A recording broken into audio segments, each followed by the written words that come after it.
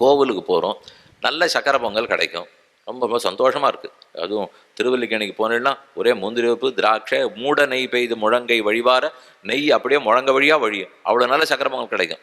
ஆனால் அது கொஞ்சம் வயத்த வலியாக இருந்தது. மடப்பள்ளி சுவாமிகிட்ட எனக்கு வயத்த வலி போக்குறதுக்கு ஏதாவது மருந்து கொடுக்குறீரான்னு.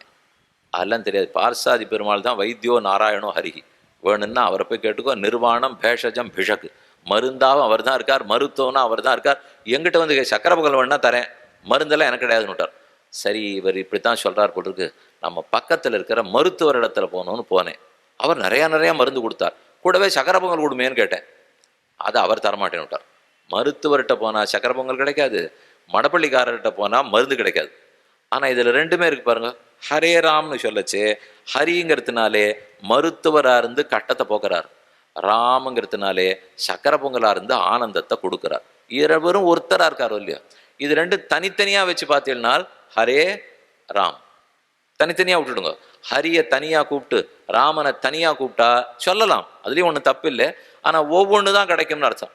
ஹரின்னு சொல்லச்சு ஆபத்து விலகிறோன்னு அர்த்தம் புரிஞ்சுக்கிறோம், ராமான்னு சொல்லச்சு சம்பத்தெல்லாம் கிடைக்கும்னு புரிஞ்சுக்கிறோம். இது முதல் நிலையாக வச்சுக்கோ.